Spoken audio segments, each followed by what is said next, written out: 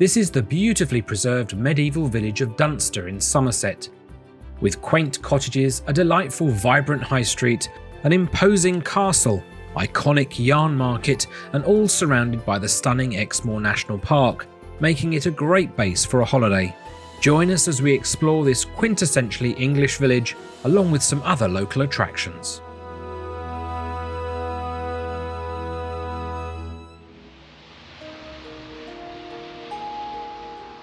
The beautiful village of Dunster is situated in the northwest of Somerset, on the northeast coast of Exmoor National Park, a few miles from the seaside town of Minehead.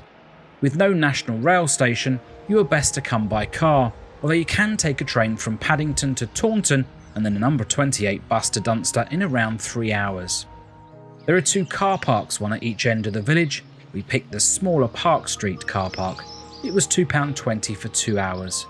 Straight away you are hit with chocolate box cottages as we start our walk into the historic centre. We'll be back later to see them in greater detail.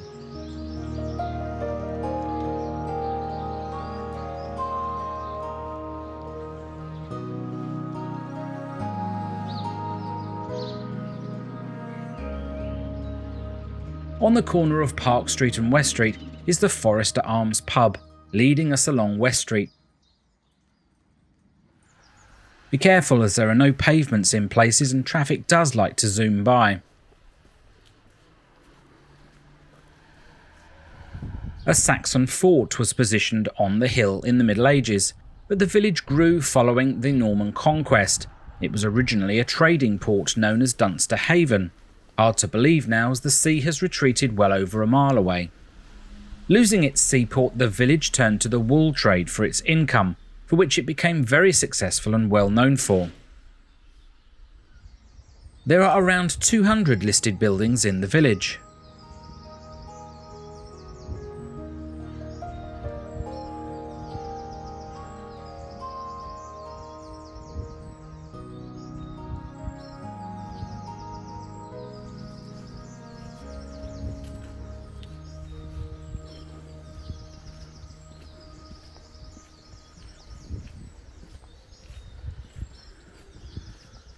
The building on the corner of West Street and St George's Street was erected in 1878 as a Methodist church.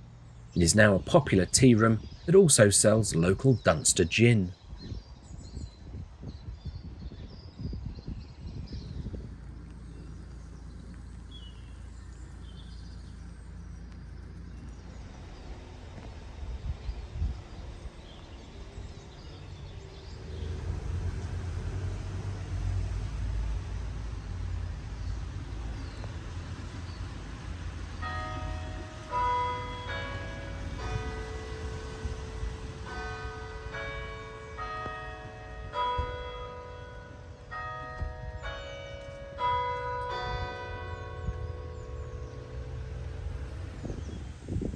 Reaching the top of West Street, we see the charming church of St George.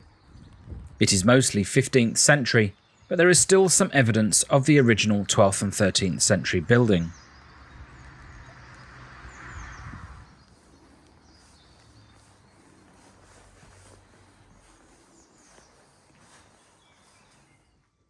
Interestingly, inside you'll notice the magnificently carved rood screen. The church was shared with the monks of Dunster Priory, but after a number of quarrels between them and the local parishioners, this screen was built to effectively separate the monks in the east chancel and the parish using the west. Following its installation, peace was restored.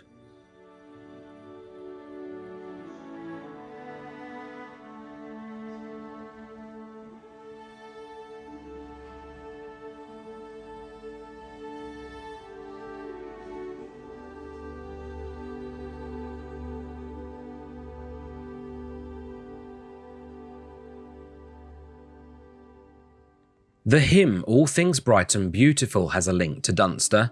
Cecile Frances Alexander wrote the hymn in 1848 and passed through Dunster on her travels.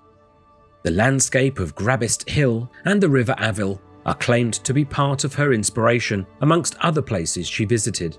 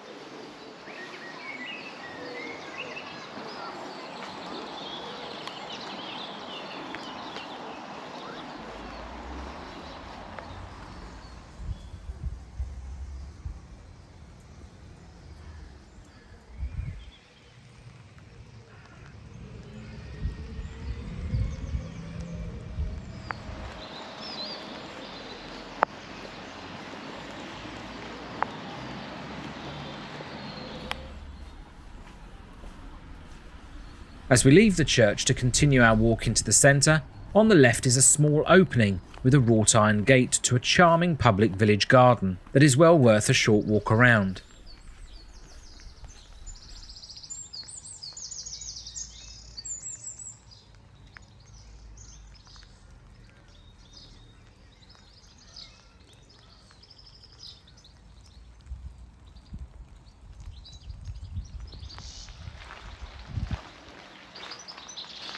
This land was once part of the priory for the monks.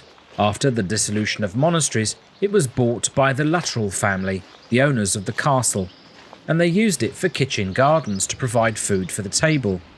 In more recent times, the land was overgrown and without use, so in 1980 the villagers clubbed together and bought the land, turning it into a lovely garden for the community.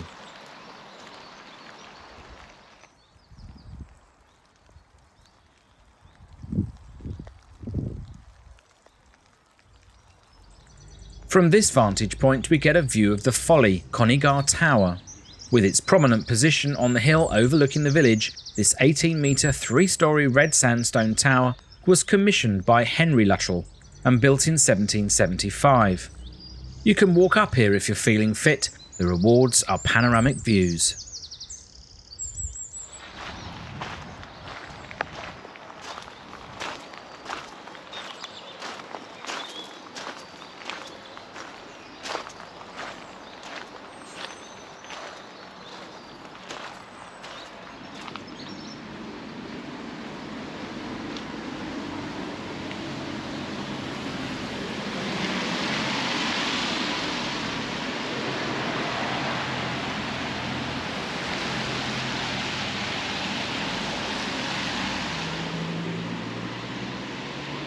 This is the old nunnery dating from 1453 and linked to the Dunster Priory.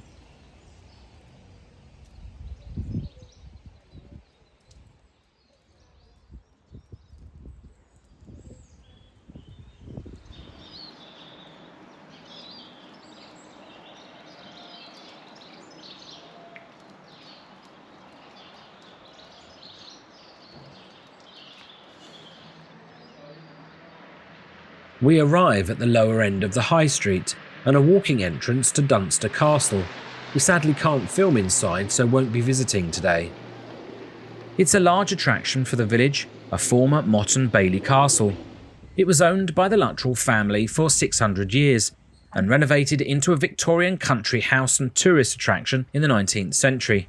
There is a lot to see and wonderful tropical gardens to explore. The High Street looks almost as it did 200 years ago. You will enjoy walking up and down each side of the street, browsing the many independent shops where you'll find local arts and crafts, home stores, many a tea room and a couple of restaurants.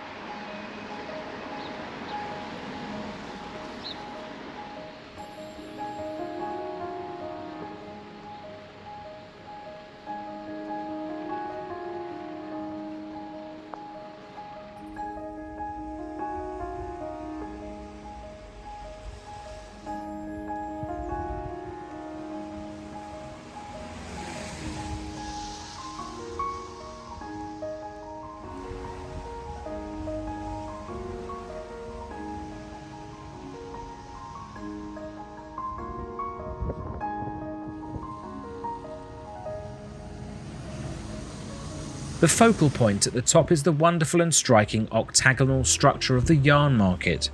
Built in 1609 by George Luttrell of the castle, it provided a dry, sheltered area for the village to sell its wools and kerseymere.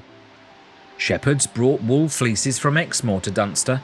The cloth trade was so important here that an Act of Parliament was adopted in 1607 to regulate how the kersey cloth known as Dunsters could be made. The timber frame is just incredible.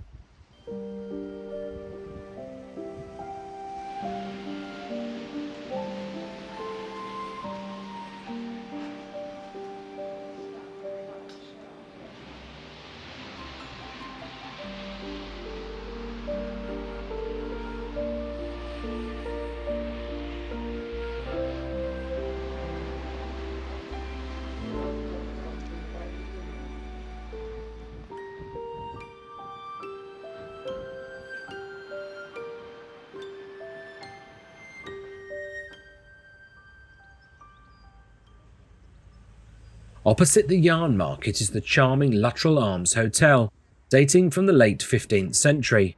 It is thought to have formerly been the residence of the abbots of Cleeve. We'll be visiting the abbey ruins later.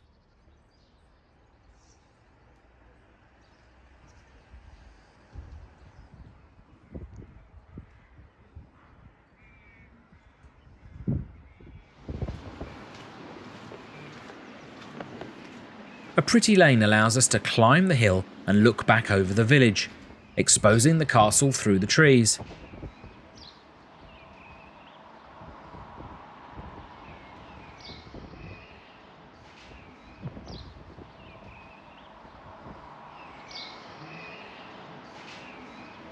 Continuing along the high street, the road turns into Dunster Steep, and it's here we find the Exmoor National Park Centre. Great place to get free leaflets on walks and activities you can do in the area. The large car park with toilets can also be found at this end of the village, right next to a cafe and ice cream cellar.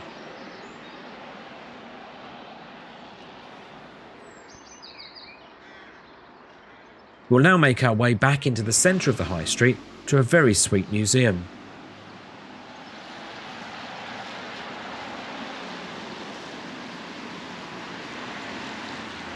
The Dunster Memorial Hall is situated in the centre of the high street and contains a small free museum you can visit charting the history of the village, with a collection of local exhibits and information boards.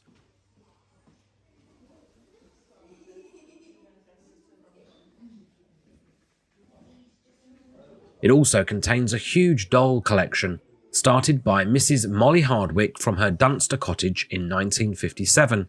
The collection expanded when friends travelling across the world returned with unexpected gifts. On her death in 1970, she gifted this historic collection to the village, and this started the museum.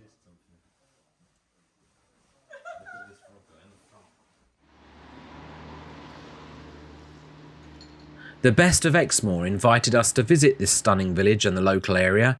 They have many cute and cosy holiday cottages in the vicinity of Dunster and all over Exmoor. So if you're planning to stay and enjoy rural life, then do check out their website for some lovely places to stay for all group sizes and dog-friendly properties. You can get £30 off a booking using our MemorySeekers special code at checkout.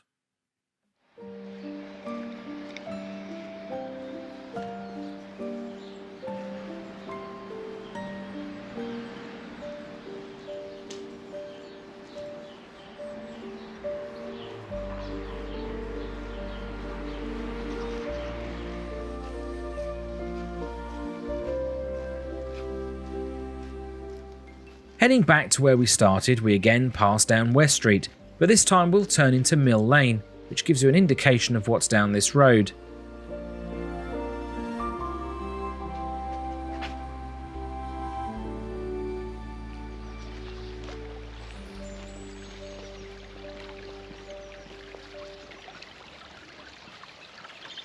Running by the River Aval is a cafe, and disappointingly out of view is the watermill, which appears can only be seen if you have a ticket for the castle. This Victorian watermill is apparently in working order, making stone ground wholemeal flour.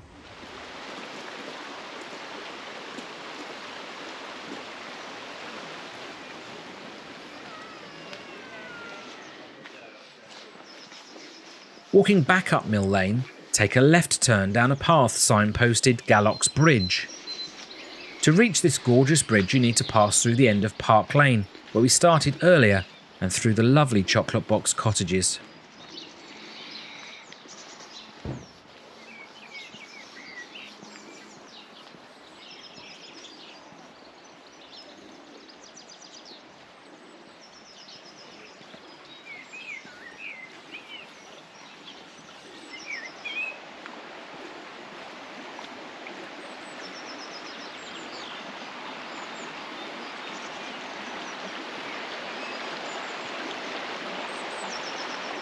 This medieval pack-horse bridge was designed so horses and donkeys laden with goods bags could cross the river.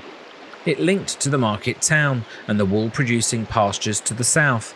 The shepherds would cross here with fleeces on their way to the yarn market.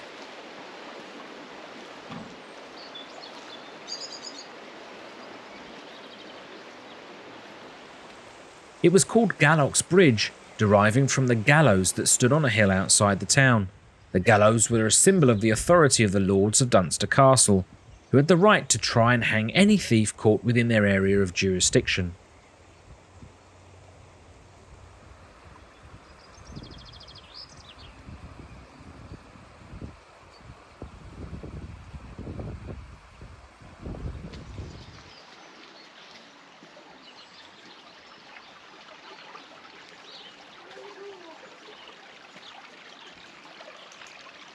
Having enjoyed the delights of the village and these lovely cottages, let's grab the car and explore further afield around the local area. Our first stop is at Nutcombe Bottom and the start of the Tall Trees Trail Path. The car park for this walk is just a 5-minute drive from the village centre. It was completely empty, partly due to the rain, I would think. It's a completely flat walk and easy for all levels, although unless it's been dry for some time, bring your walking boots. Even with the tree canopy above, it can be squishy underfoot.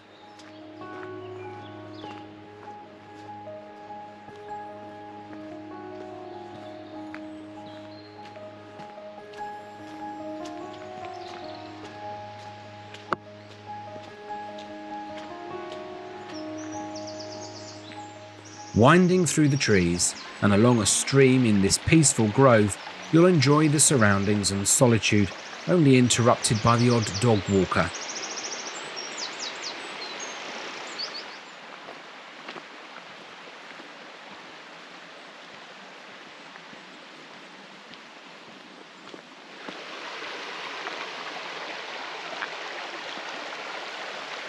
Many of the trees were planted around the 1870s, and this walk is home to a 60-metre, 197-foot high Douglas fir, which is reputed the highest tree in England. Well, it was when it was measured in 2009.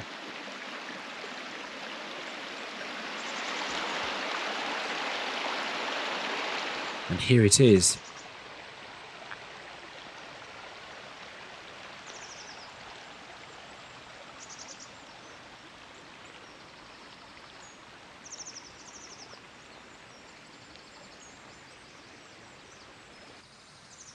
I wonder how much it's grown since, and if it still holds the title.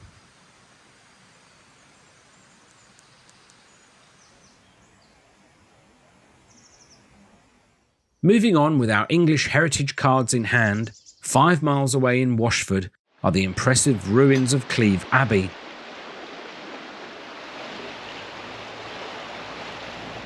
You enter the grounds over the River Washford and then through the Abbey Gatehouse.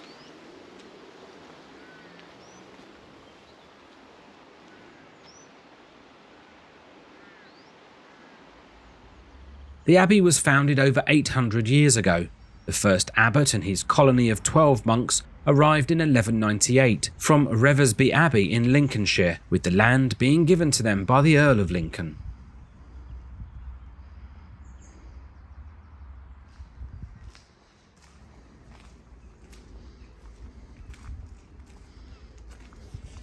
It would take until the end of the 13th century for all the buildings to be completed, and then 200 years later they were radically remodelled due to the change in living standards.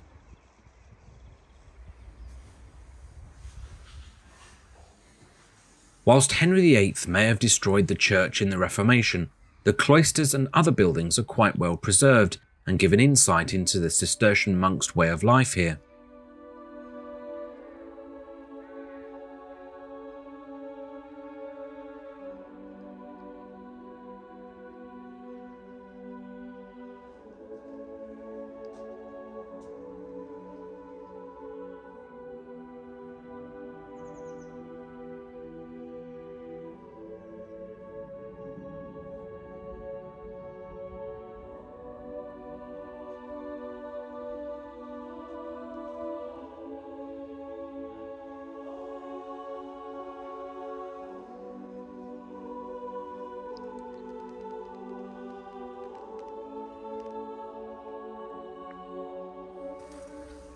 Let's head up to the refectory, an extremely well preserved room remodelled in the 15th century.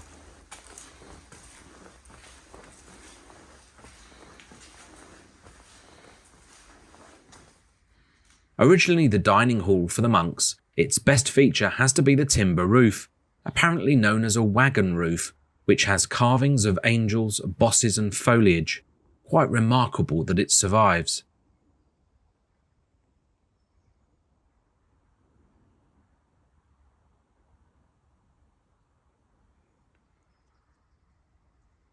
You can still see a door in the wall with steps to the pulpit now bricked up.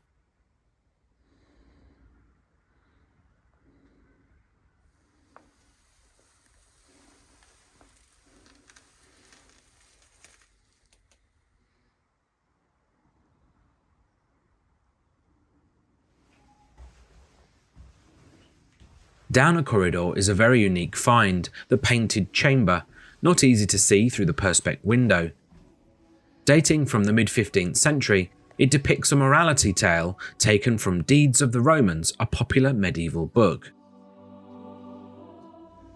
This is the dormitory where the monks slept, probably one of the most complete in Britain.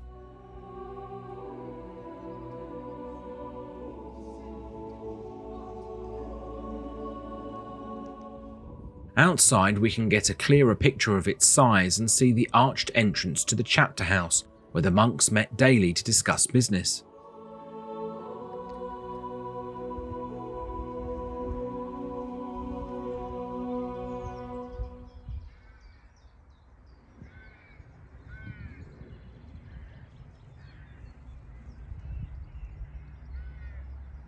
Little remains of the church, but the foundation stones map out its location.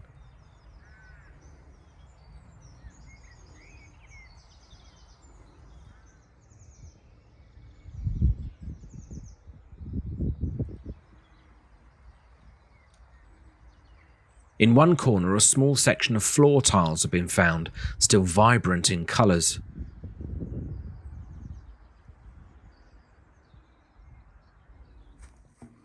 Leaving monastic life behind us, we head to the coast just a few miles away and the quaint fishing town of Watchet.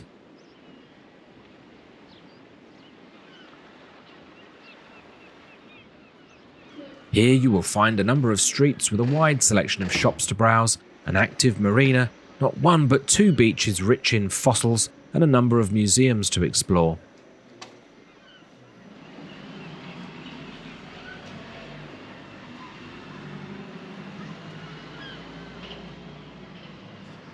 A fish and trade port from at least the 10th century, today a modern marina makes use of the harbour. It once exported iron ore from the nearby Brendon Hills, transported on the West Somerset Mineral Railway. Paper and flour mills also helped the town to grow.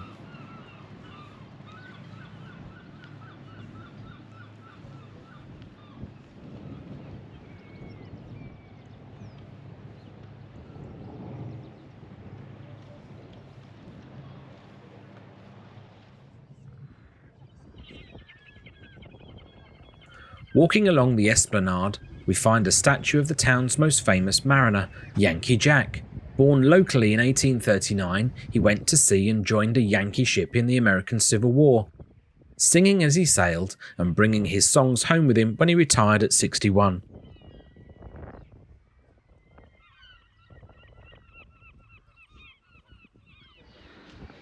This is Watchet Station, now part of the West Somerset Heritage Railway line, linking Bishop's Lydeard with Minehead, passing through Watchet, Washford and Dunster amongst other places on the way. The station in Dunster is about a mile from the village, which is why we didn't see it earlier. There are no steam trains running today, sadly, but it is supposed to be a very scenic run along the coast and into the Somerset countryside, and the longest steam service in the country.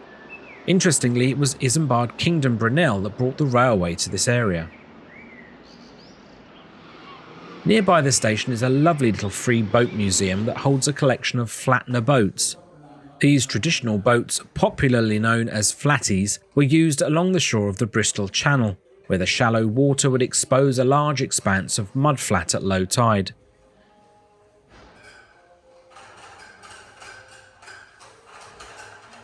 You'll also find many other nautical artefacts charting the history of the local fishing industry, and there are plenty of interactive things for the children to do.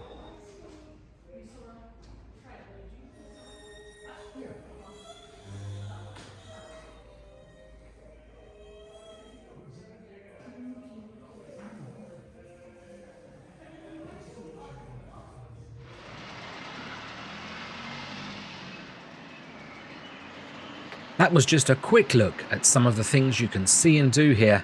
Now let's look ahead to next time in Exmoor.